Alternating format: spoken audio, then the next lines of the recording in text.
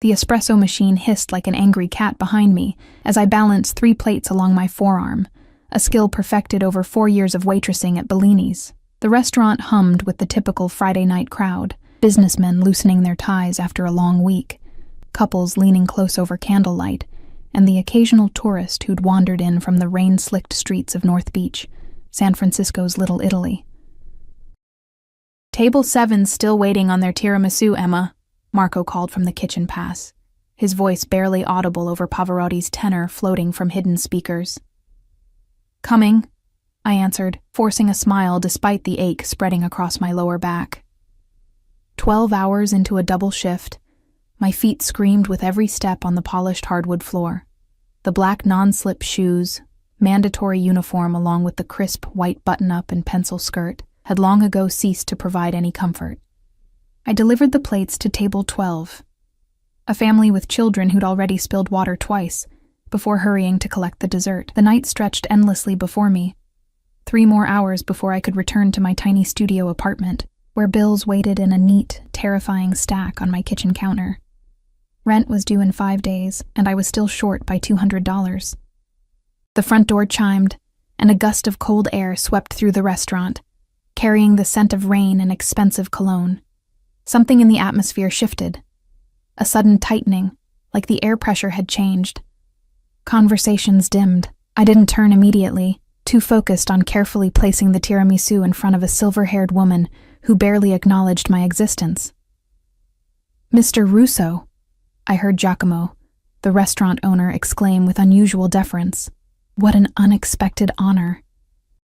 My curiosity finally got the better of me. I glanced toward the entrance and nearly dropped my serving tray. 3 men stood in the doorway. 2 were broad-shouldered figures in dark suits, eyes scanning the restaurant with mechanical precision. But it was the man between them who commanded attention. Tall, with shoulders that filled out an impeccably tailored charcoal suit. His dark hair, touched with silver at the temples, was swept back from a face that seemed carved from marble, all sharp angles and shadows. He wasn't conventionally handsome, too harsh for that, but powerful in a way that made everything else in the room fade to background noise. Giacomo was personally escorting them to the best table in the house, the corner booth partially hidden by a decorative wine rack that offered both privacy and a clear view of the entire restaurant. I'd seen important people seated there before, local politicians, tech billionaires, but never anyone who caused Giacomo's hands to tremble as he pulled out chairs. "That's Victor Russo," whispered Lily, another waitress who had materialized beside me. "Don't stare." "Who?" I asked, still watching as the man slid into the booth with feline grace, his security taking positions nearby rather than sitting. "You don't know?" Lily's eyes widened. "Owner of half the city, probably." "Nobody really knows what he does, but everyone knows not to ask," she tugged my sleeve. "And nobody wants to serve his table. Guess who's up in the rotation?" My stomach dropped. "No. Please switch with me. I'm exhausted and can't. Giacomo's watching. Just don't screw up." She gave me a sympathetic pat before disappearing into the kitchen. I took a deep breath, straightened my already straight apron, and approached the table. Each step closer felt like walking deeper into dangerous waters, though I couldn't explain why. The man, Russo, was studying the wine list with casual indifference. Up close, I noticed his hands. Strong, with a thin scar across the knuckles of his right hand. A heavy platinum watch gleamed at his wrist. "Good evening," I said, proud that my voice remained steady. "Welcome to Bellini's. Can I start you with something to drink?" Dark eyes flicked up to mine, and the full force of his attention hit me like a physical blow. His gaze was assessing, almost predatory, as if he could read every worry, every fear, every secret I'd ever kept with a single look. I fought the urge to step back. "The 2010 Brunello di Montalcino," he said, his voice unexpectedly soft, but carrying a note of authority that suggested he rarely needed to raise it to be obeyed. "And water. No ice." I nodded, writing it down unnecessarily. There was no chance I would forget his order. "Would you like to hear about our specials this evening?" "No." He closed the menu and handed it to me without looking at it again. "Bring the wine, then I'll order." I escaped to the bar, my heart hammering against my ribs.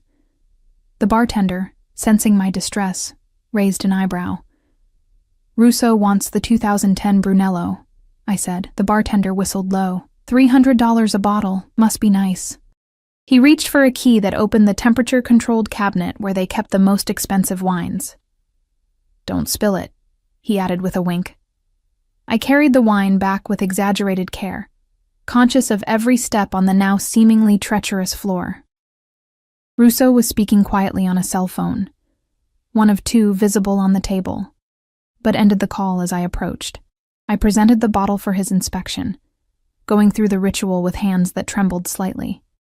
When he nodded his approval, I began opening it, acutely aware of his eyes on me. "You're new," he stated, rather than asked. "I've been here 4 years, I replied, focusing on the cork. "Not at my table." I glanced up, surprised by the possessive phrasing. "No, sir. Not at your table." A ghost of a smile touched his lips, before vanishing so quickly I might have imagined it. I poured a small amount for him to taste, holding my breath as he swirled it, inhaled its bouquet, and took a sip. His approval came with a slight nod, and I filled his glass before stepping back. "I'll have the osso buco," he said, "and the chef knows how I prefer it." "Of course." I turned to go, relieved to have completed the interaction without incident. What happened next seemed to unfold in slow motion. One of the busboys rushed past with a tub of dishes, his shoulder catching mine. I stumbled forward, my serving tray tilting. The water pitcher I'd balanced there slid, toppled, and before I could catch it, ice-cold water and a half-full cup of coffee from another table cascaded directly onto Mr. Russo's lap and down the front of his suit. Silence fell like a guillotine. The entire restaurant froze. The security men stepped forward, hands moving inside their jackets. Russo himself remained perfectly still, looking down at the dark stain spreading across what was undoubtedly a suit that cost more than I made in 3 months. "I'm so sorry," I gasped, mortified, grabbing napkins from a nearby table. "It was an accident. Stop." His voice was quiet, but cut through my panic like a knife. He took the napkins from my trembling hands. Accidents happen. His calm reaction was somehow more terrifying than anger would have been. I became aware of Giacomo hurrying over, his face ashen. "Mr. Russo, please accept my deepest apologies. The meal is on the house, of course, and we will pay for any cleaning or replacement." Russo raised a hand, silencing him mid-sentence. "It's fine, Giacomo, an accident." His eyes never left mine, and I found I couldn't look away. "What's your name?" "Emma," I whispered. "Emma Chen." He nodded, as if committing it to memory.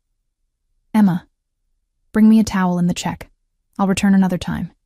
I fled to the bathroom, grabbing clean towels, my mind racing with visions of unemployment. When I returned, he accepted them with surprising grace, dabbed at his suit, and then stood. He was taller than I'd realized, towering over me. He signed the check without examining it, leaving what I later discovered was a $1,000 tip, and then departed with his security detail, moving through the restaurant like a shark through still water. Giacomo didn't fire me, though I spent the rest of my shift enduring his lectures and the pitying glances of my coworkers. By the time I locked my apartment door behind me at 1 a.m., I was too exhausted to even cry, collapsing fully clothed onto my bed. I awoke to knocking. Harsh, insistent knocking that pulled me from a dream of drowning in coffee. Sunlight streamed through the blinds I'd forgotten to close, and a glance at my phone showed it was just past 9 a.m. I never had visitors, especially not on Saturday mornings. The knocking came again. I stumbled to the door of my studio apartment, ran fingers through my tangled hair, and peered through the peephole. 2 men in dark suits stood in the hallway. The same men who had flanked Victor Russo the night before. My heart stuttered. I considered pretending I wasn't home, but one of them looked directly at the peephole, as if sensing my presence. "Miss Chen," he called. "Mr. Russo requests your presence." I cracked the door open, keeping the security chain engaged. "Why?" "He'll explain himself." The man's face remained impassive. "A car is waiting." "I'm not going anywhere," I said, fear giving my voice a sharpness I didn't feel. "I have work at noon." "Your employer has been informed you won't be coming in today." He handed me a business card through the crack in the door. It was heavy cardstock, embossed with just a name and phone number. Call him if you don't believe me. My stomach twisted. Whatever power this man held, he'd used it to rearrange my life without my knowledge or consent. I thought about calling the police, but what would I say? That a rich man had sent his employees to invite me somewhere? That didn't sound like a crime, even if everything in me screamed danger. I need to change, I said finally. You have 15 minutes. The man checked his watch. We'll wait here. I closed the door, leaning against it as panic threatened to overwhelm me. I called Bellini's with shaking fingers. Emma, don't worry about it, Marco said when I reached him. Giacomo got a call from Mr. Russo's office this morning. Said you're helping with some event planning thing for him. Paid your full week's salary to Giacomo directly. You're covered. Event planning? I'd never planned an event in my life. Did they say when I'd be back? I asked, my voice small. Take all the time you need, apparently. Marco sounded impressed. Lucky break, honestly. After last night, I thought you were done for. I hung up, more frightened than reassured. Russo had created a plausible cover story and ensured I wouldn't lose income, gestures that might seem generous if they weren't so calculated and if I'd been given any choice in the matter. With no good options, I showered quickly and dressed in the nicest clothes I owned, dark jeans, a blue blouse, and a cardigan that had seen better days. I tied my long black hair into a neat ponytail, applied minimal makeup to hide the shadows under my eyes, and grabbed my purse and keys. The men escorted me downstairs to where a gleaming black SUV with tinted windows waited at the curb, drawing curious glances from my neighbors. The interior smelled of leather and the same expensive cologne I'd noticed last night. One of the men opened the rear door, and I slid in, half expecting to find Russo himself waiting. Instead, the back seat was empty. As we pulled away from the curb, I watched my apartment building recede in the window, a sense of foreboding settling over me. What could a man like Victor Russo possibly want with a waitress who'd spilled coffee on him? Revenge seemed petty for someone of his apparent status, but I couldn't imagine any benevolent reason for this summons. The SUV wound through the city, eventually climbing into the hills above the bay, where houses grew larger and further apart, hidden behind gates and hedges. We finally turned into a private drive, approaching an imposing set of wrought iron gates that opened silently at our approach. Beyond them, a winding driveway led to what could only be described as a modern fortress, a massive house of stone, steel, and glass perched on the hillside, offering what must be breathtaking views of the city and bay below. The car stopped at the front entrance, where a woman in a tailored pantsuit waited. She looked to be in her 40s, her blonde hair pulled into a severe bun, tablet in hand. Miss Chen, she greeted me as I stepped out. I'm Diana, Mr. Russo's house manager. Please follow me. I followed her into a soaring entryway with marble floors and a curved staircase. The interior was minimalist but clearly expensive, all clean lines and strategic lighting highlighting what appeared to be museum-quality art. She led me through to a sun-filled room with floor-to-ceiling windows overlooking the bay. Wait here, she instructed. Mr. Russo will join you shortly. When she left, I stood awkwardly in the center of the room, afraid to touch anything. The space felt curated rather than lived in, like a high-end hotel suite. I gravitated toward the windows, taking in the panoramic view of San Francisco spread out below. From this height, the city looked like a toy model, boats cutting white trails through the blue bay. Beautiful, isn't it? I whirled around. Victor Russo stood in the doorway watching me. Gone was the formal suit from last night, replaced by dark trousers and a light gray cashmere sweater that somehow made him look more intimidating rather than less. In daylight, I could see his eyes were a deep brown, almost black, framed by lashes that seemed unfairly thick for a man. Why am I here? I asked, deciding directness was my only defense. He moved into the room with that same fluid grace I'd noticed before, like a predator conserving energy. Straight to the point. I appreciate that. He gestured to a seating area. Please, sit. I remained standing. I'd prefer if you answered my question. A smile touched his lips, genuine this time, as if my defiance amused him. I have a proposition for you, Emma Chen. One I think you'll find difficult to refuse. My throat went dry. A proposition? I echoed. the words sounding ominous in the cavernous space. "Sit," he repeated, this time with an edge that made it clear it wasn't a suggestion. He lowered himself into an armchair, his movements controlled and precise. I perched on the edge of the sofa across from him, poised to run though I had nowhere to go. My heart hammered against my ribs as I waited for him to continue. "I assume you're curious why you're here," he said, studying me with unnerving intensity. "Most people in your position would be." "In my position?" I managed. "Someone who's caught my attention." A chill ran down my spine. "Because I ruined your suit?" That hint of a smile again. "The suit is replaceable. My tailor has already been notified." He leaned forward slightly. "I did some research on you last night, Emma. 26 years old. Parents deceased. Car accident when you were 19. Art school dropout due to financial constraints. 4 different addresses in the past 5 years, each apartment smaller than the last. Currently 3 months behind on student loans and..." He glanced at his watch. 5 days from eviction if your rent check bounces again." I felt the blood drain from my face. "How did you..."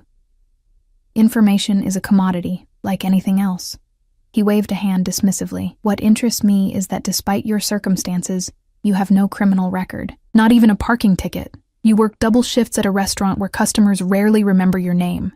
You send money every month to your younger brother at UC Berkeley. Money you can't afford to give. The mention of my brother sent a spike of fear through me. Leave Michael out of whatever this is." Russo's expression softened fractionally. "I have no interest in your brother, except to note your loyalty to him. It speaks to your character." A woman entered with a tray of coffee and placed it on the table between us. I stared at the liquid, remembering last night's disaster, unable to appreciate the irony. "I need someone trustworthy for a particular role," Russo continued once we were alone again. "Someone without connections to my usual circles, someone who wouldn't appear on anyone's radar." "What role?" I asked, though I wasn't sure I wanted to know. He poured coffee into 2 delicate porcelain cups. "I need a fiancé." I blinked, certain I'd misheard. "Excuse me?" "A fiancé," he repeated calmly, offering me a cup which I didn't take. "For appearance purposes only, of course. You want to pretend to be engaged?" To me, the absurdity of the situation momentarily overwhelmed my fear. "Why would someone like you need a fake fiancé?" Something flashed in his eyes. Anger, perhaps, though not directed at me. "My reasons are my own. What matters is what I'm offering in return." He set down his cup and named a figure that made me gasp audibly. "That would be monthly," he clarified. "For a minimum commitment of 6 months. All expenses paid, of course. You'd live here, have a clothing allowance, a car at your disposal. Your brother's tuition would be covered through graduation." My mind reeled. The amount he'd mentioned would clear all my debts, and still leave more money than I'd ever had at once. But nothing came without strings. Especially not from a man like this. "What would be expected of me?" I asked carefully. "Attendance at social functions, learning appropriate etiquette, creating the convincing appearance of a woman in love." His gaze was clinical, assessing. "Nothing physical. You would have your own suite in this house, your privacy respected." I frowned, skepticism cutting through my shock. "If all you need is a woman on your arm, you could hire an actress. Someone beautiful, polished. Someone who already knows which fork to use." For the first time, something like genuine amusement crossed his features. "Precisely why you're perfect. No one would believe I'd choose a sophisticated socialite or model. My interest in someone like you, unpolished, ordinary, that would be unexpected. People are less likely to question the unexpected." His words stung, even as I recognized their truth. I was ordinary, invisible to men like him under normal circumstances. "Who exactly would we be trying to convince?" I pressed.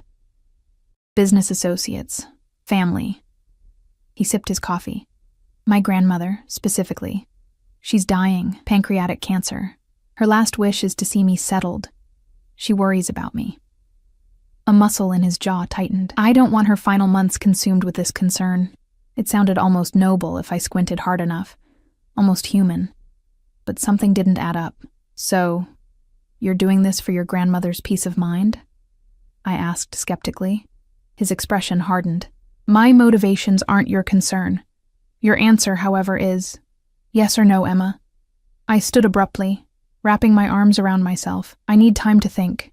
You have until tomorrow morning, he said, rising as well. He towered over me, his presence filling the room. Diana will show you around, answer practical questions. My driver will take you home this evening. And if I say no? His eyes met mine, unflinching. Then you'll be driven home, and we'll never see each other again. You'll receive compensation for today's inconvenience. He moved toward the door, then paused. One more thing, Emma. This conversation, everything about this arrangement, is confidential. I value my privacy. Breaching that would have consequences. The threat lingered in the air between us as he left. I remained frozen until Diana reappeared moments later, tablet in hand, professional smile firmly in place. Shall we begin the tour? She asked, as if showing potential fake fiancés around was a regular part of her duties. The next few hours passed in a daze as she led me through the mansion. My private suite, should I accept the offer, would include a bedroom larger than my entire apartment, a bathroom with a tub I could actually lie down in, a walk-in closet, and a sitting room with a balcony overlooking the gardens. Other areas included a gym, a pool, a cinema room, a library filled with books that appeared to have been read rather than chosen for their spines, and a kitchen where a private chef prepared all meals. Mr. Russo rarely uses most of these spaces, Diana explained as we walked through a formal dining room that could seat 20. He prefers his private office and the library. Does he live here alone? I asked, trying to build a picture of the man who had so thoroughly upended my Saturday. The household staff includes myself, the chef, 2 housekeepers, a groundskeeper, and security personnel. Mr. Russo's personal assistant works primarily from the downtown office, but has rooms here when required. Her answer was polished, revealing nothing personal. No family? Friends? Diana's expression remained neutral. Mr. Russo values his privacy, as he mentioned. His social calendar is primarily business-related. By late afternoon, my head was spinning with information. Schedules, security protocols, expectations for a woman in my potential position. Diana had been thorough but impersonal, treating the whole thing like a business arrangement, which I supposed it was. As promised, a driver took me home at sunset. I sat in the back of the same black SUV, watching the city lights emerge as we descended from the hills, feeling as though I'd stepped into someone else's life for a day. In my tiny apartment, everything looked shabbier than when I'd left.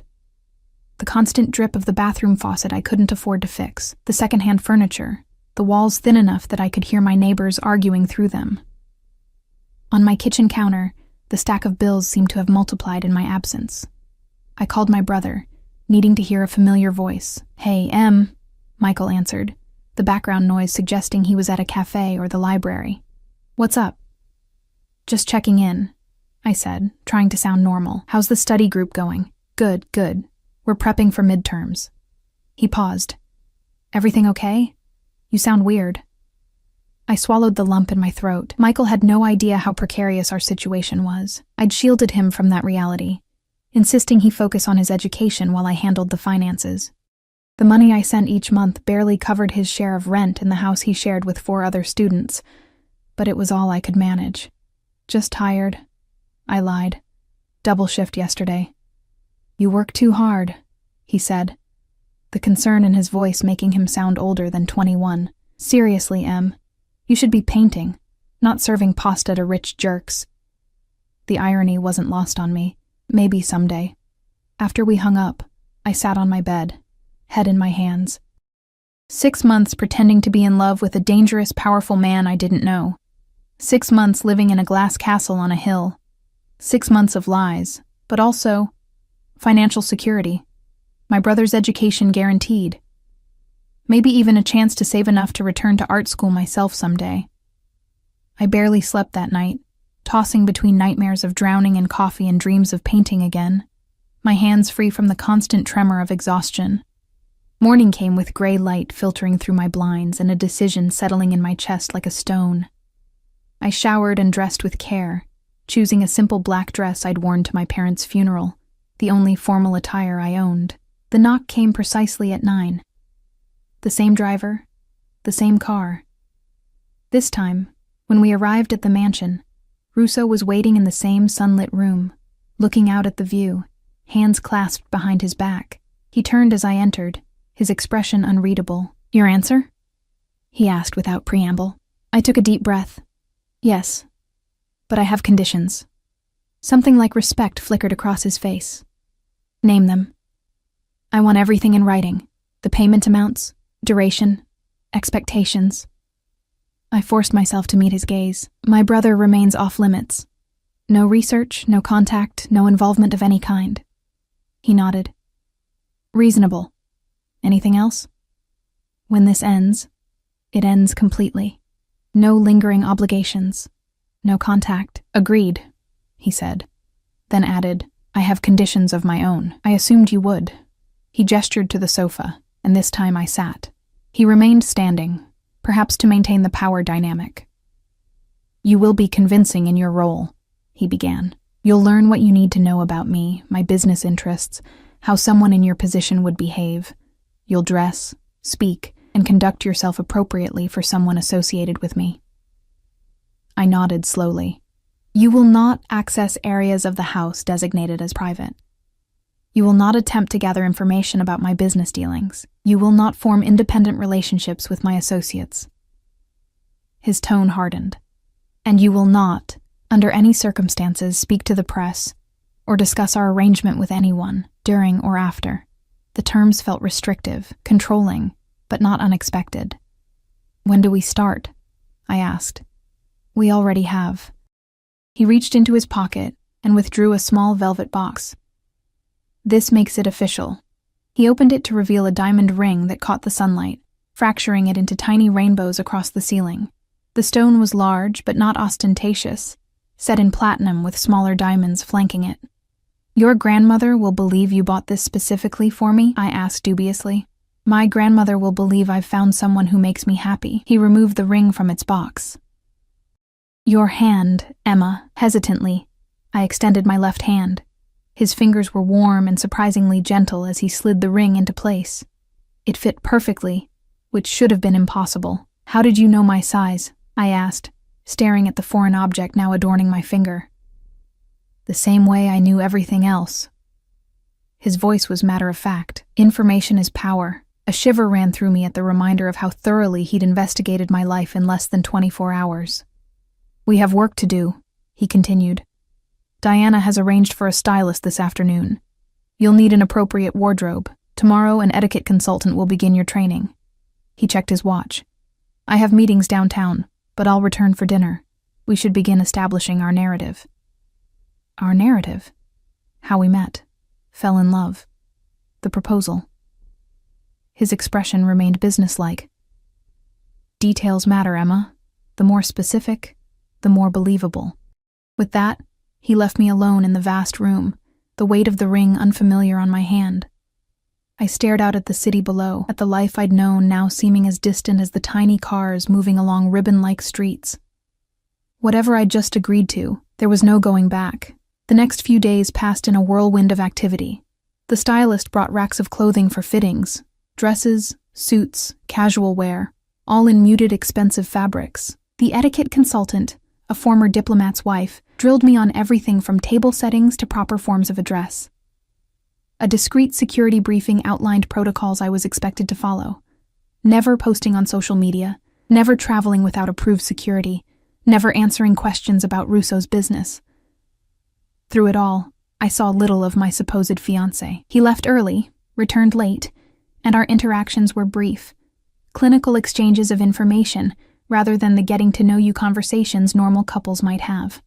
Until the 5th night, when Diana informed me Mr. Russo requested my presence for dinner in the main dining room at 8, I dressed in one of my new outfits, a simple navy dress that cost more than 3 months of my former rent, and made my way downstairs, my stomach knotting with apprehension. The dining room was lit with candles, the long table set for 2 at one end. Russo stood when I entered, a gesture so old-fashioned it momentarily caught me off guard. "Emma," he said, and for the first time, he looked almost uncertain. Thank you for joining me. As I took my seat, I realized this wasn't just dinner. This was the beginning of our performance, the first scene in a play neither of us had written, but both had agreed to star in. And from the intensity in his dark eyes as he studied me across the candlelight, I sensed the real show was about to begin. The chef served a meal that would have cost a week's salary at Bellini's. Delicate scallops, roasted duck with cherry reduction, seasonal vegetables in preparations I couldn't name. I ate carefully, hyper-aware of my posture, the placement of my silverware, the small sips of wine as the etiquette consultant had instructed. Russo watched me with that same unnerving intensity, as if cataloging every movement. You're a quick study, he commented after the main course was cleared. I've had practice adapting to new environments. I set my napkin beside my plate. When my parents died, nothing was familiar anymore. You learn to observe, to mirror what others do. Something flickered in his eyes, recognition perhaps. Tell me about your art. The question startled me. How did you... Your brother mentioned it when I spoke with him. My blood ran cold. You spoke to Michael? After explicitly agreeing not to? Before our agreement, his voice remained calm, reasonable. Yesterday afternoon, I had him brought to my office downtown. Brought? The word hung between us, heavy with implication. Invited, he clarified, though the distinction seemed meaningless. I explained that you and I had met, that we'd become involved quickly, that your financial concerns were now being handled, including his education. My hands curled into fists beneath the table. And he believed that? That I'd suddenly fallen for a stranger and kept it secret? He was skeptical, Russo admitted. Until I showed him this. He slid his phone across the table. On the screen was a photo of us in the garden. Me looking up at him, sunlight in my hair, his hand on the small of my back. It was expertly photoshopped, capturing an intimacy that had never existed. You fabricated evidence. My voice was barely audible. To trick my brother. To protect our narrative, he corrected. Your brother is the person most likely to question your sudden change in circumstances. Now he won't. I pushed the phone back toward him, disgusted. Did you threaten him too? There was no need for threats. He was concerned for you, naturally, but ultimately relieved about his tuition. He asked if you were happy. Russo's eyes locked with mine. I assured him you were. Anger flared, hot and unexpected. You had no right. I had every right, he interrupted, his tone sharpening for the first time. This arrangement only works with absolute commitment. Your brother is now part of our story, whether you like it or not. The dessert arrived, some elaborate confection of chocolate and berries that I couldn't bring myself to touch. We sat in tense silence until the staff withdrew. You're angry, he observed, swirling the ruby-colored wine in his glass. You manipulated my brother, involved him without my consent. Yes, he didn't bother denying it, and I'd do it again. This isn't a game, Emma. People in my position have enemies. If our relationship isn't believed, those enemies might use you to get to me. Fear slithered down my spine. What kind of enemies? His expression closed like a gate slamming shut. The kind you don't want to meet. Because of your business? The business you won't discuss? I'm a businessman with interests in real estate, shipping, and private equity. The practiced answer rolled off his tongue. That's all you need to know. That's what I'm supposed to tell people when they ask what my fiancé does, I challenged. Yes. And they will believe you. Because most women in love don't question where the money comes from. His gaze was penetrating. Can you do that, Emma? Can you look into someone's eyes and lie convincingly? I met his stare directly. I'm sitting across from you pretending I want to be here. What do you think? To my surprise, he laughed, a genuine sound that transformed his face, softening the hard edges, revealing a glimpse of someone younger, less burdened. Touché, he said, raising his glass slightly. Perhaps you'll be better at this than I anticipated. The tension between us eased fractionally. I took a small bite of dessert, the rich chocolate melting on my tongue. My grandmother wants to meet you, he said after a moment. Sunday brunch. She lives in Nob Hill. My stomach tightened. So soon? Her condition is deteriorating. The doctors give her 3 months, maybe 4. I nodded slowly. What should I know about her? Elisa Russo, 82. Widowed 20 years. She was born in Sicily but came to San Francisco as a child. Traditional in many ways, but not as conventional as you might expect. His voice softened when he spoke of her. She'll ask about your family, your background. We should align our stories. How much of the truth should I tell? As much as possible. Lies are easier to maintain when they're close to the truth. For the next hour, we constructed our fictional romance. How we'd met at a charity event rather than Bellini's. How he'd been drawn to my authenticity. How I'd been hesitant, but ultimately won over by his persistence. The proposal had been private, at sunset on the terrace overlooking the bay. Romantic, but believable. As the fabricated details accumulated, I found myself watching his hands as he spoke. The way they moved with precision, the slight scar across his knuckles catching the candlelight. I wondered how he'd gotten it, what other marks his body carried beneath the expensive clothing. What stories they might tell about the man behind the calculated exterior.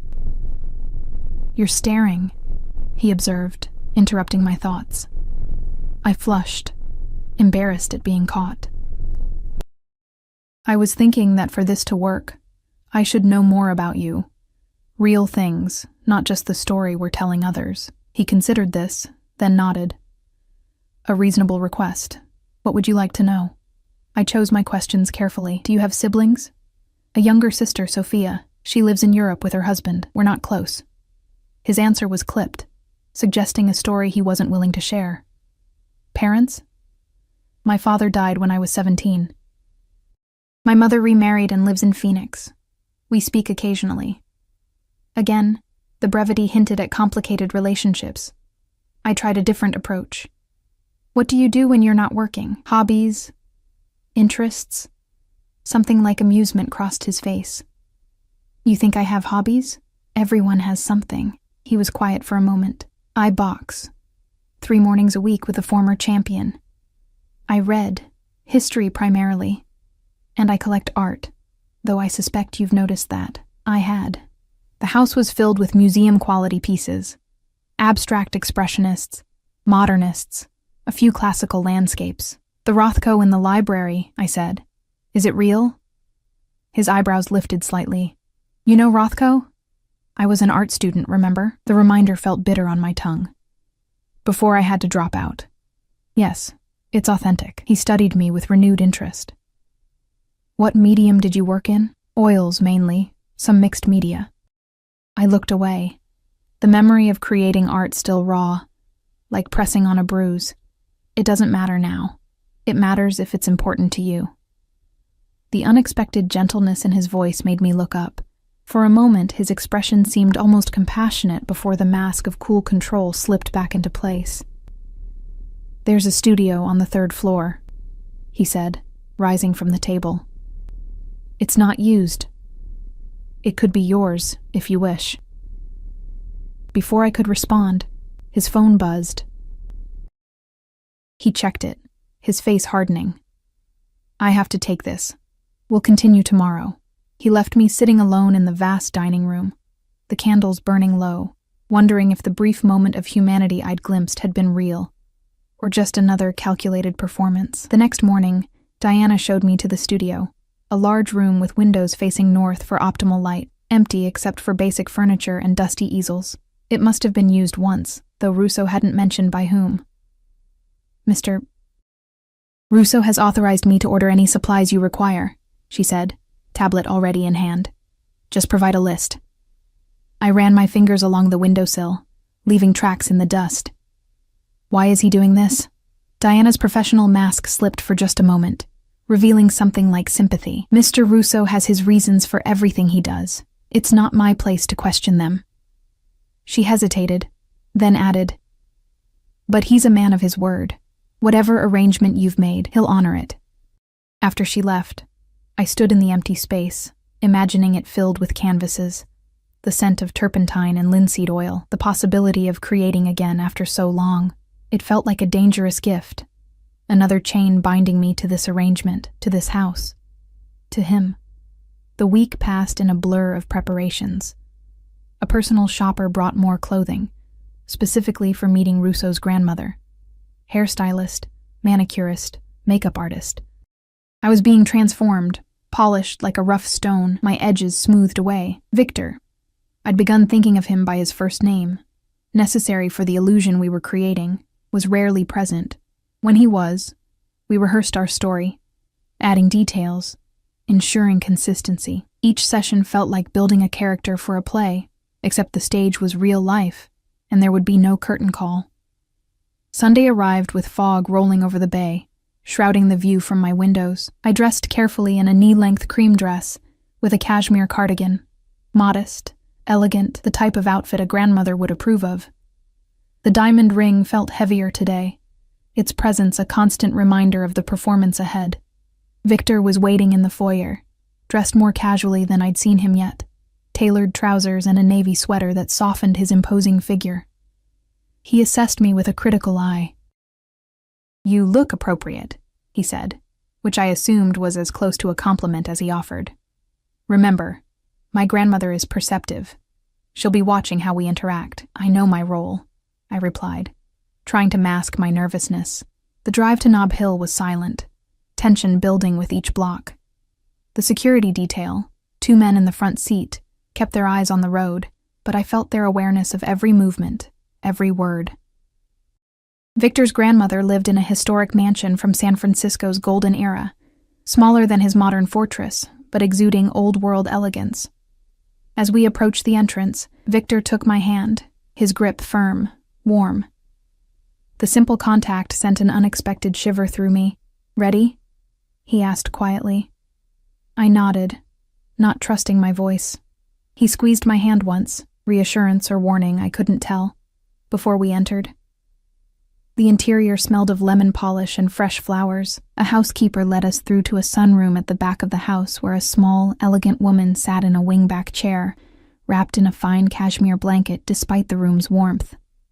Her white hair was perfectly coiffed, her posture regal, but I could see the illness in her translucent skin, the slight tremor in her hands.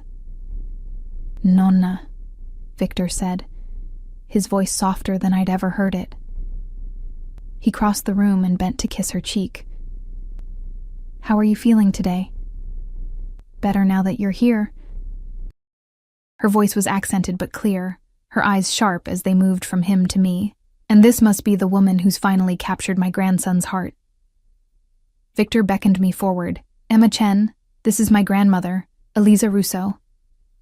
I stepped closer, offering my hand. "It's a pleasure to meet you, Mrs. Russo." She ignored my hand, and instead reached for my face, cool fingers touching my cheek. "Let me look at you, dear." I stood still under her scrutiny, aware of Victor watching us both. "Beautiful," she pronounced finally. "Not in the obvious way of those models you used to escort, Vittorio. Something more interesting here." She patted the seat beside her. "Sit. Tell me how you met my impossible grandson."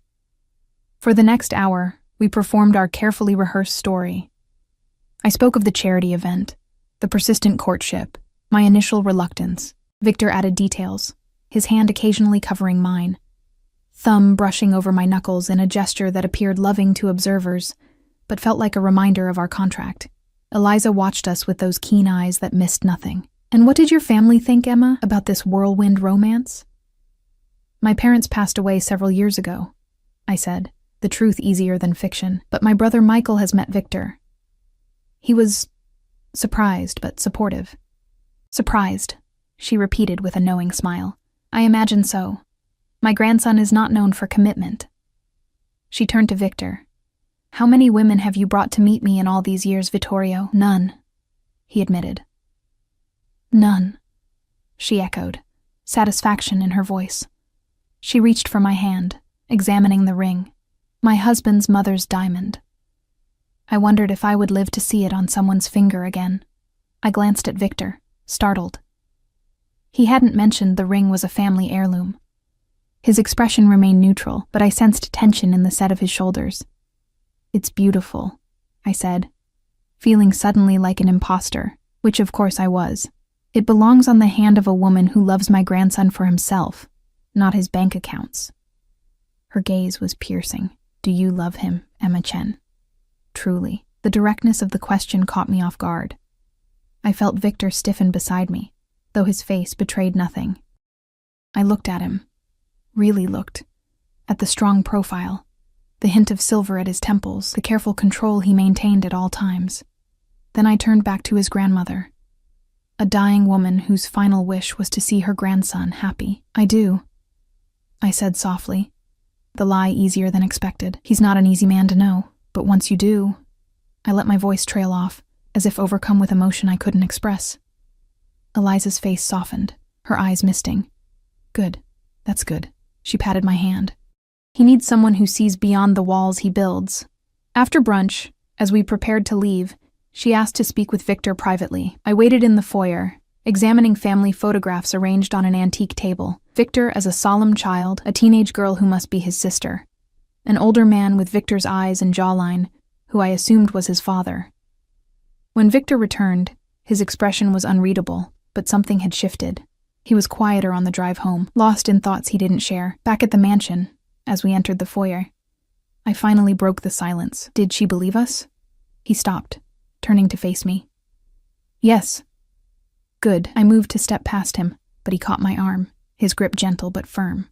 "You were convincing," he said, studying my face. "Perhaps too convincing. Isn't that what you wanted? A perfect performance?" His eyes searched mine, looking for something I couldn't name. "What did you mean about me not being easy to know?" I hadn't prepared that line. It had come spontaneously in the moment. "It seemed like something a woman in love with you might say." He released my arm, something like disappointment crossing his features. "Of course. Well done, then." As he turned away, I caught a glimpse of unexpected vulnerability beneath the armor he wore so completely, a fracture in the perfect control that made me wonder, for the first time, what Victor Russo might be hiding not from the world, but from himself. The days that followed settled into an uneasy routine. Victor left early each morning for his downtown office, returning late most evenings. We shared occasional meals where we refined our fabricated history and discussed upcoming events where I would make my debut as his fiancée. Our conversations remained largely impersonal, though sometimes I caught him watching me with an expression I couldn't decipher. I spent my days in the studio he'd provided, which had been stocked with everything I could have asked for: premium paints, brushes, canvases of every size. At first, I just sat there, overwhelmed by the possibilities after years of creative drought. Then, hesitantly, I began to sketch. Simple studies of the view from the windows, still lifes of fruit from the kitchen. Gradually, the familiar movements returned, muscle memory taking over as I lost myself in the work. One evening, 3 weeks into our arrangement, I was in the studio when I sensed a presence behind me. I turned to find Victor in the doorway, watching silently. I hadn't heard him come in.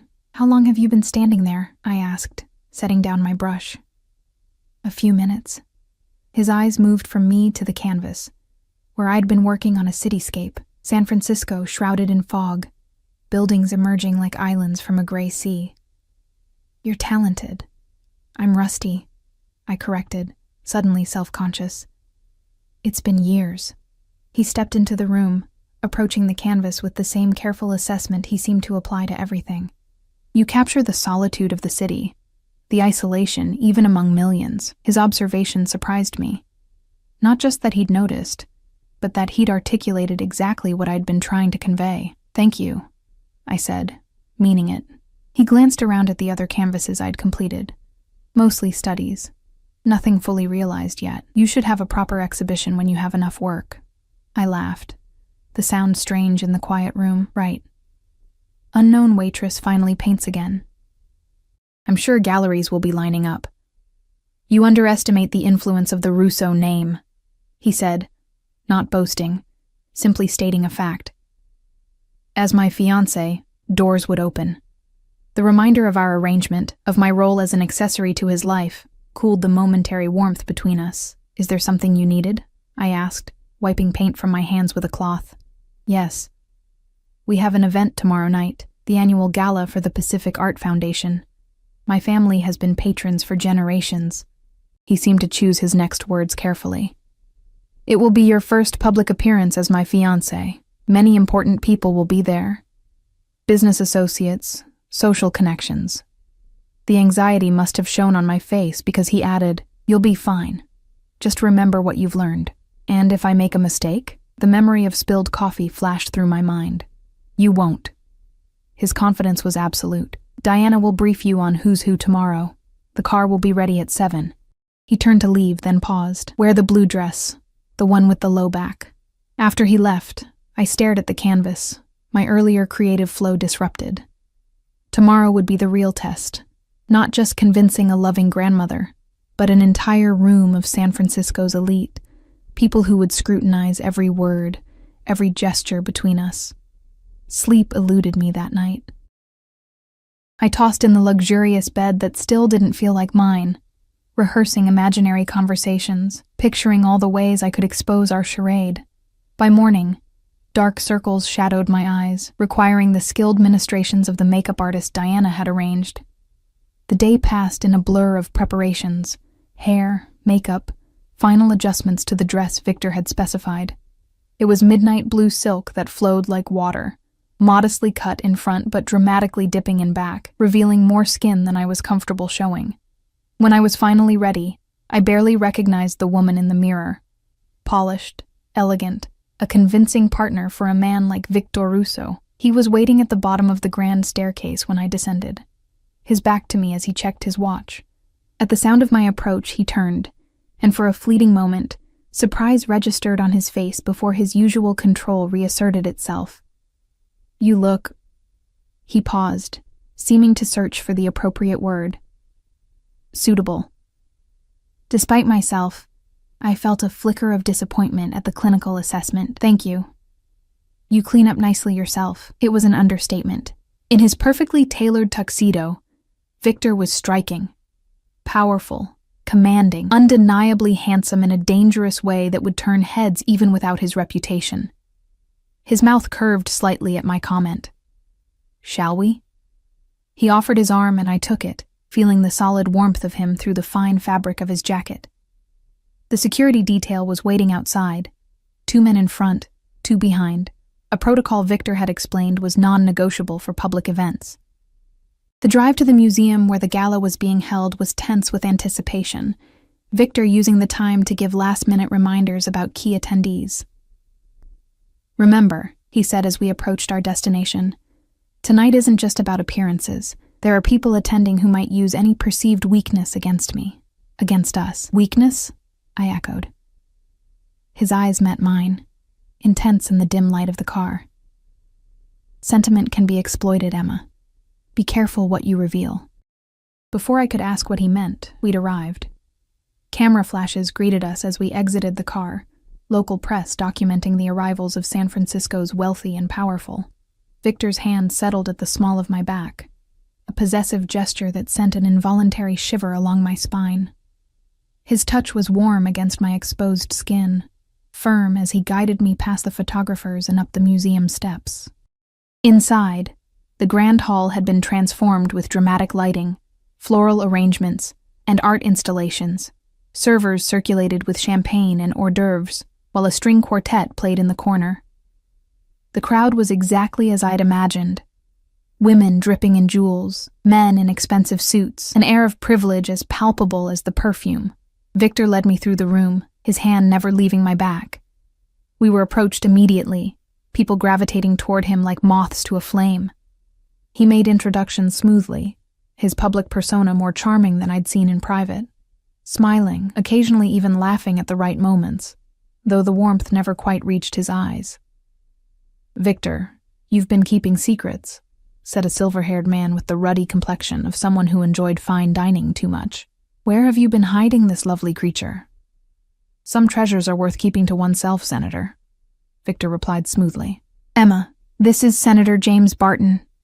I smiled and extended my hand as I'd been taught. It's a pleasure, Senator. The pleasure's all mine, he replied, holding my hand a beat too long. And how did you two meet? I don't recall seeing you at these functions before. I recited our practice story, watching the senator's face for any sign of disbelief. But he simply nodded, apparently accepting that Victor Russo had fallen suddenly, deeply in love with an unknown woman from outside his social circle. As the evening progressed, I met dozens more people, business partners, social acquaintances, rivals thinly disguised as friends. I smiled until my cheeks ached, laughed at jokes that weren't funny, deflected personal questions with practiced ease. Through it all, Victor remained close, his presence both reassuring and intimidating. "You're doing well," he murmured during a brief moment alone. His lips close to my ear, sending another involuntary shiver through me. "Everyone keeps looking at us," I whispered back. "Like they're waiting for something. They are. They're waiting for the facade to crack, for some indication that this isn't real." His eyes locked with mine. "Don't give them that satisfaction." A woman approached, tall, willowy, with the kind of effortless beauty that suggested good genes and better surgeons. "Victor," she purred, air kissing his cheek. "How lovely to see you." "Sophia," he replied, an undercurrent in his voice I couldn't interpret. "I didn't expect you to be in town. Surprise," she said, her smile not reaching her eyes. "Aren't you going to introduce me to your friend?" "My fiancé," he corrected, his arm sliding around my waist. "Emma, this is my sister, Sophia Russo Delacroix." I managed to hide my shock. Victor had mentioned his sister lived in Europe with her husband. He hadn't said she'd be here tonight. "Fiancé?" Sophia's perfectly shaped eyebrows arched. How unexpected. And fast. "When you know," Victor replied, the cliché sounding strange from his lips. Sophia's assessing gaze raked over me. "And where exactly did you meet my brother, Emma? He's notoriously private about his personal life." I repeated our cover story, maintaining eye contact despite her obvious skepticism. "How romantic," she said, her tone suggesting the opposite. "And what did you do before becoming the future Mrs. Russo?" "I was a waitress," I answered honestly, chin lifting slightly, "at Bellini's in North Beach." Her laugh was like glass breaking, sharp, brittle. "A waitress, of course," she turned to Victor. "Mother will be thrilled. She always hoped you'd follow Father's example and marry someone colorful." The barb hung in the air between us. Victor's arm tightened around my waist. "Emma is an artist," he said, his voice cool. "Quite talented. Perhaps if you're in town long enough you could see her work." Sophia's smile thinned. "Perhaps. Though Alessandro and I are leaving tomorrow. Just a quick business trip." She glanced over her shoulder. "Speaking of, I should find my husband. Lovely to meet you, Emma. I'm sure we'll be seeing more of each other." Family is so important to Victor. As she glided away, I felt Victor's tension radiating through his body. "You didn't tell me your sister would be here," I said quietly. "I didn't know." His expression had hardened, the public charm evaporating. "Sophia has her own agenda. Always. She doesn't seem thrilled about our engagement. My sister's approval isn't relevant." He guided me toward the bar. "She and I have complicated history." Before I could ask what he meant, we were intercepted by a tall man with salt and pepper hair and watchful eyes. Unlike the other guests who approached with obvious agendas, this man simply nodded to Victor with something like grudging respect. "Russo." "Detective Sullivan," Victor replied, his posture subtly changing, more alert, guarded. "I didn't expect to see you here. Fundraising efforts extend to all public servants these days." The detective's gaze shifted to me. "And this must be the fiancé I've heard about." Victor's introduction was terse.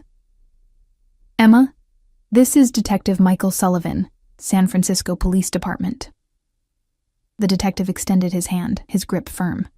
"Congratulations on your engagement, Miss Chen. Quite the whirlwind romance from what I hear." Something in his tone, the slight emphasis on whirlwind, sent a warning prickling along my spine. "The best ones often are," I replied, forcing a smile. "And how are you enjoying life with Mr. Russo?" His eyes never left mine, assessing, probing, quite a change from waiting tables, I imagine. The casual mention of my former occupation confirmed my suspicion. He'd been investigating me, investigating us. "Change can be good," I said carefully. "Indeed." His smile didn't reach his eyes, though rapid changes sometimes indicate instability. Victor's hand settled on my lower back again, a subtle reminder of his presence. "Was there something specific you wanted, Detective? Or are you simply enjoying the canapés?" Sullivan's attention shifted back to Victor. "Just making conversation. Always interesting to see who attends these functions." He nodded to someone across the room. "Enjoy your evening. I'm sure we'll be seeing each other again soon." As he walked away, I felt a tremor start in my hands. "Is he?" "Not here." Victor cut me off, his voice low. "We're being watched." He led me smoothly onto the dance floor, where other couples were already moving to the string quartet's waltz. His hand settled at my waist, the other taking mine as he drew me close. I followed his lead, grateful for the dance lessons Diana had arranged. "The detective," I whispered, my lips close to his ear. "Is he investigating you?" "Sullivan has been trying to build a case against me for years," he replied, his breath warm against my hair. "Without success." "A case for what?" I pulled back slightly to see his face. His eyes met mine, dark and unreadable.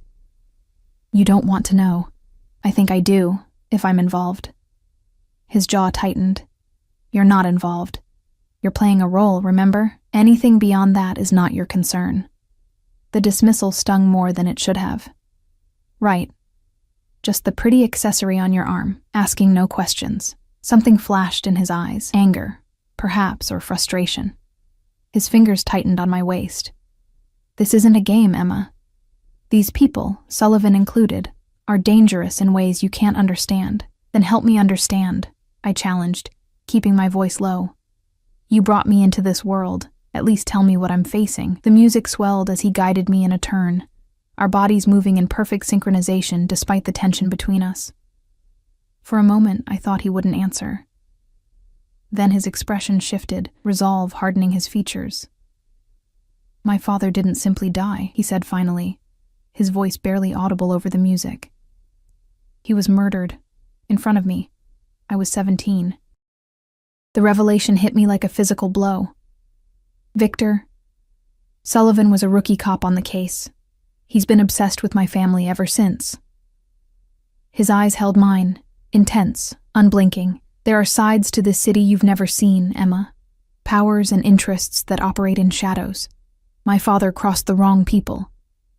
I've spent my life ensuring I never make the same mistake." We continued to dance, his revelation hanging in the air between us. I studied his face, the hard lines, the carefully controlled expression, and suddenly saw the 17-year-old boy beneath, watching his father die, hardening himself against a brutal world. "I'm sorry," I said finally, the words inadequate, but sincere. His expression softened fractionally. "Now you understand why this charade is necessary, why appearances matter. Weakness gets exploited, always." As the music ended, he drew me closer than necessary, his lips brushing my temple in what would appear to observers as an intimate gesture between lovers. "Trust no one here," he whispered. "Not even me." With that cryptic warning, he led me from the dance floor, his hand possessive at my back, his public smile firmly in place, as we rejoined the glittering, dangerous crowd. The ride home from the gala was silent, the weight of Victor's revelation settling between us. His face was cast in shadow, profile illuminated only by passing streetlights as he stared out the window, lost in thoughts he didn't share. The security detail seemed more alert than usual, one man constantly checking the mirrors, the other scanning side streets as we wound through the city. Something had shifted tonight, though I couldn't pinpoint exactly what or when. When we arrived at the mansion, Victor finally spoke. "Come to my study." It wasn't a request. I followed him through the silent house to a room I'd never entered, one of the areas designated as private in our agreement. The security team remained outside as Victor closed the heavy door behind us. The study was different from the rest of the house. Darker, more personal. Bookshelves lined the walls, filled with leather-bound volumes. A massive desk dominated the space, its surface organized with military precision. Behind it hung a painting I recognized immediately, a Francis Bacon, its distorted human figure screaming in silent anguish against a blood-red background. Victor poured amber liquid from a crystal decanter into 2 glasses, handing one to me without asking if I wanted it. I accepted, taking a small sip of what turned out to be exceptionally fine scotch, warming my throat as it went down. "Sullivan was watching us tonight," he said, leaning against the desk rather than sitting behind it. "He's becoming more brazen. Because of me?" I asked. "Because he doesn't believe our relationship?" "Partly." Victor swirled the liquid in his glass. He's also received new information. An informant from within my organization. A traitor, I translated. His mouth curved slightly. You're learning our language. I'm adapting to survive. I met his gaze directly. What does this mean for our arrangement? It means increased security. No public appearances without additional protection. No conversations about business matters, even here. He set his glass down. It also means we need to be more convincing than ever. I thought we were already convincing. I remembered the detective's scrutiny, Sophia's skepticism. Except to your sister, perhaps. Sophia has her own reasons for doubting me. Something dark crossed his features. She believes I'm responsible for the failure of her first marriage. Are you? His eyes met mine, challenging. Her husband was embezzling from my companies, using her to gain access. When I discovered it, I gave him a choice, divorce or consequences. He chose divorce. And Sophia never forgave you, I guessed. She accused me of controlling her life, of being unable to allow her any happiness that didn't align with my interests. His voice was even, but I sensed old pain beneath the words. Perhaps she was right. It was the most personal revelation he'd shared, a glimpse behind the armor he wore so completely. Why are you telling me this? I asked. Because Sophia may approach you, try to enlighten you about the man you're supposedly in love with. He picked up his glass again, drinking deeply. I prefer you hear certain things from me first. What things? My reputation, my business practices, the rumors about what happened to those who've crossed me. His eyes locked with mine. Sullivan isn't the only one who believes I'm dangerous, Emma. A chill ran through me despite the scotch's warmth. Are you? To my enemies, yes. The simple admission hung in the air between us. Does that frighten you? I considered lying, then thought better of it. Yes. Good. Fear keeps people alert. Alive. He set his empty glass down. But you needn't fear me. Not as long as our arrangement stands. I protect what's mine, even temporarily. The possessive claim should have offended me. Instead, I felt an unexpected flicker of heat at his words, at the intensity in his gaze as it held mine across the shadowed room. There's something else, he continued. My grandmother has invited us for dinner tomorrow night. A small family gathering. Your sister will be there, I guessed. Along with her husband Alessandro, my mother and her current husband, and Sullivan's boss, Captain Reynolds of the SFPD, who happens to be married to my mother's cousin. His mouth twisted in a humorless smile. Family connections are complicated in this city. A police captain related to your family? Isn't that a conflict of interest for investigations involving you? Reynolds has recused himself from anything directly concerning me, not that it matters. Sullivan operates with considerable autonomy. Victor moved closer, his proximity sending my pulse racing inexplicably. Tomorrow will be a test, Emma. Everyone at that table will be watching for inconsistencies, for cracks in our story. No pressure, I murmured, taking another sip of scotch for courage. You'll need to be perfect. He reached out, his fingers brushing a strand of hair from my face in a gesture that could have been practiced for observers, but felt oddly intimate in the empty room. And you'll need to trust me, even when things might not make sense to you. His hand lingered near my face, his dark eyes searching mine. For what? I wasn't sure. Something shifted in the air between us. The careful distance we'd maintained, dissolving in the shadowed study, replaced by a tension that made it difficult to breathe. I should go, I said, my voice barely above a whisper. It's late. His hand dropped, the moment, whatever it had been, broken. Of course, get some rest. Tomorrow will be challenging. I left the study feeling unsettled, confused by my reaction to his proximity. This was a business arrangement, I reminded myself. Nothing more. Any attraction I felt was merely a product of the situation. The forced intimacy, the danger, the glimpses of vulnerability beneath his controlled exterior. Stockholm Syndrome, perhaps, or simply the result of playing a role so completely that the boundaries between fiction and reality began to blur. Sleep eluded me again that night. My dreams, when they came, filled with faceless threats, and Victor's warnings echoing through darkened corridors. Morning brought rain battering against the windows, and a message from Diana that Victor had left early for his office downtown. The day stretched before me, hours to fill with anxiety about the evening ahead. I retreated to the studio, losing myself in painting as I often did when emotions threatened to overwhelm me. Hours passed unmarked until Diana appeared in the doorway. Mr. Russo called. "The car will be ready at 6. I glanced at my paint-smeared hands, at the canvas where I'd been working without conscious direction. Dark swirls of indigo and crimson surrounding a central figure in shadow. It wasn't until Diana left that I realized I'd been painting Victor as I'd seen him in his study, illuminated only by subtle lighting, power and isolation radiating from his stance. Disturbed by what the painting might reveal about my subconscious, I cleaned my brushes and went to prepare for the evening. Victor was already waiting when I descended the stairs at precisely 6, dressed in a charcoal suit that emphasized his broad shoulders. His eyes moved over me, taking in the burgundy dress I'd chosen, modest but elegant, and nodded his approval. "You look tense," he observed as we walked to the waiting car. "I'm about to have dinner with your family, a police captain, and your sister who clearly hates me," I replied. Tension seems appropriate. His mouth quirked in what might have been amusement.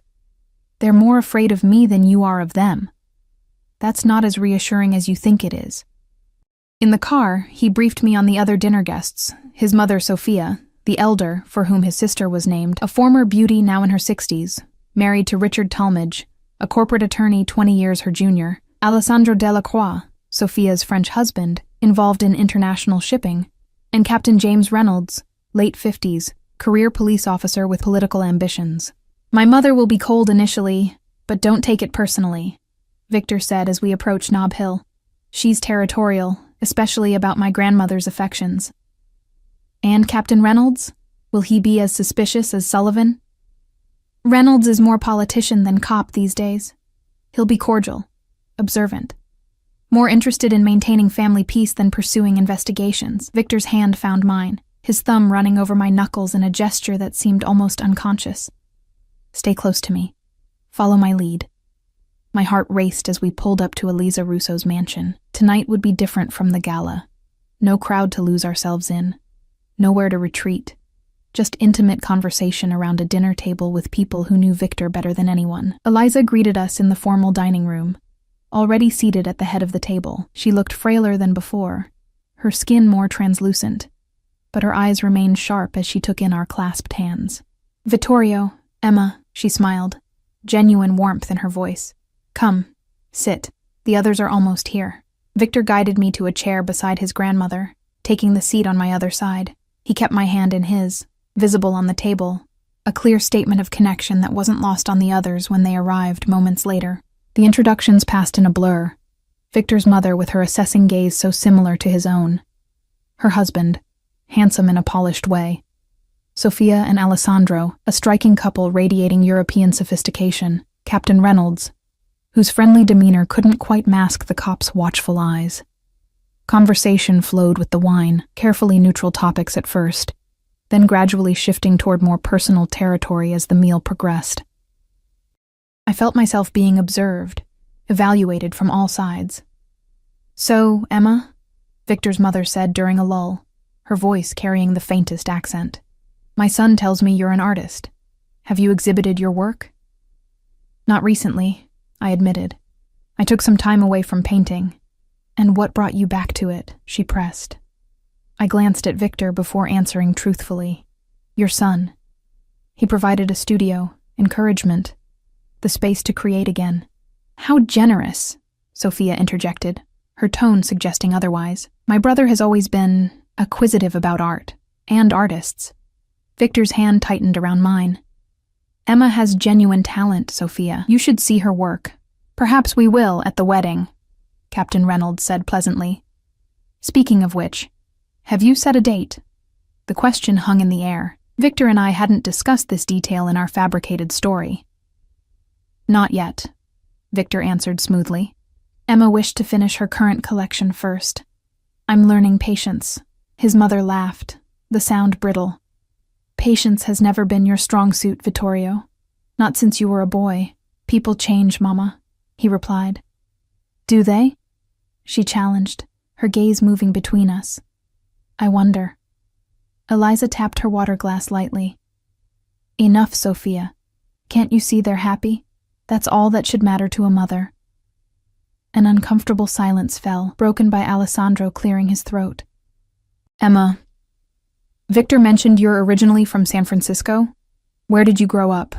I answered his questions about my background, conscious of how my modest upbringing contrasted with the privilege surrounding this table. Yet, as I spoke of my parents, their small business, their emphasis on education despite limited means, I saw something like recognition in Eliza's eyes. Your parents sound like good people, she said when I finished. Like my own. We came to this country with nothing, you know. My father worked on the docks. My mother cleaned houses for rich women in Pacific Heights. She reached across to pat my hand. Sometimes I think Vittorio needs someone who remembers what it means to build something from nothing. The conversation shifted again, moving to business matters, city politics. I felt Victor relax slightly beside me as attention turned away from us. Under the table, his hand found my knee, a silent gesture of solidarity or perhaps warning to remain alert. After dinner, the men moved to the library for brandy while the women remained at the table. It was an old-fashioned separation that surprised me, though Victor's eyes conveyed a clear message as he left. Be careful. Well, Sophia said, once the men were gone. Now we can speak freely. Her mother shot her a warning look before turning to me. You must forgive my daughter. She's protective of her brother. Protective? Sophia scoffed. I'm trying to save this poor woman from what she doesn't understand. She leaned toward me. Has he told you what he really does, who he really is?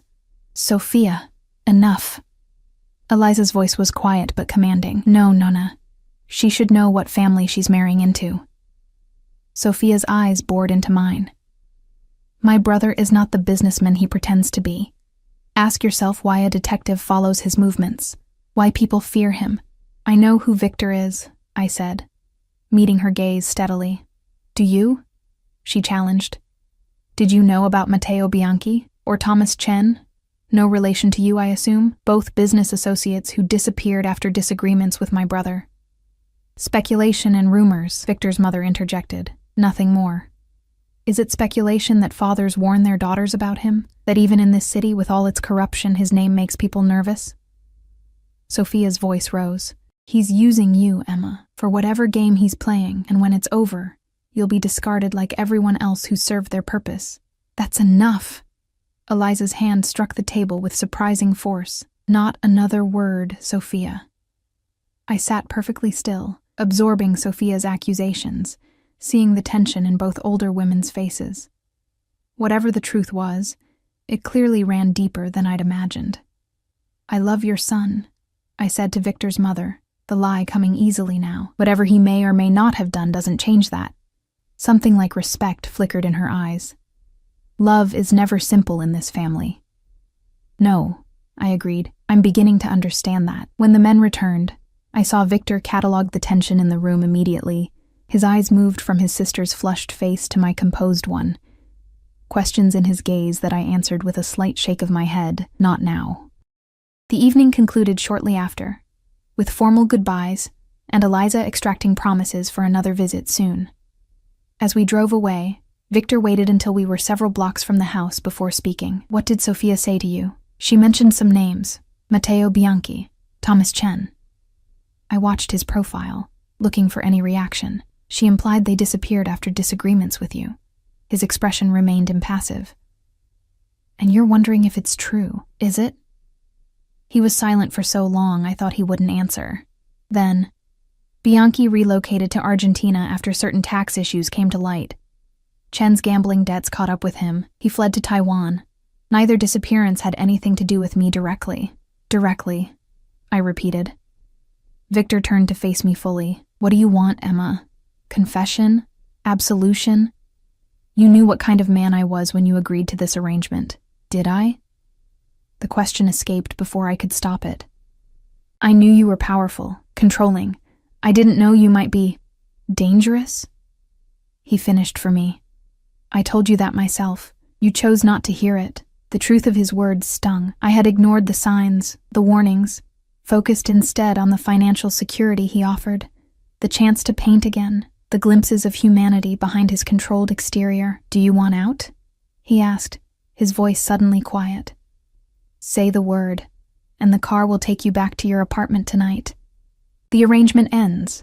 You keep what you've earned so far." The offer surprised me. I looked at him. Really looked. At the harsh lines of his face softened by shadows, at the careful distance in his eyes that couldn't quite mask something deeper. In that moment, I realized two truths simultaneously. Victor Russo was indeed dangerous, perhaps even the criminal his sister believed him to be. And despite everything, I wasn't ready to leave. "No," I said finally. "I made a commitment. 6 months." Relief flickered across his features, so brief I might have imagined it. Good. The rest of the drive passed in silence. When we reached the mansion, Victor escorted me inside, his hand at the small of my back in what had become a familiar gesture. In the grand foyer, he paused. "Thank you," he said, the word sounding foreign on his lips. "For tonight. For not walking away." "Why does it matter?" I asked. "You could find someone else. Not like you." The simple statement hung between us, heavy with implications neither of us was prepared to examine. He stepped closer, his hand lifting to my face, fingers tracing the curve of my cheek with unexpected gentleness. My breath caught as his eyes searched mine, looking for something I couldn't name but suddenly, desperately wanted him to find. "Emma," he said, my name almost a whisper on his lips.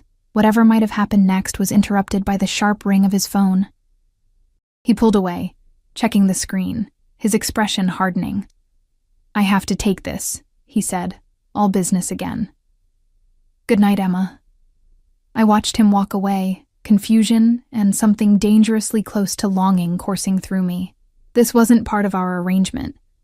These moments of connection, the complicated emotions taking root despite my best efforts to maintain professional distance. That night, I dreamed of Victor. Not the controlled businessman, but the man I'd glimpsed beneath the armor. The one whose touch lingered on my skin even hours later. I woke tangled in sheets, breathless and unsettled, wondering if I was falling into a trap of my own making. 3 months passed in a similar pattern. Public appearances where we played our roles to perfection, private moments of unexpected connection that never quite crossed the line of our arrangement. I continued painting, producing work that surprised even me with its intensity, its exploration of power and vulnerability, shadows and light.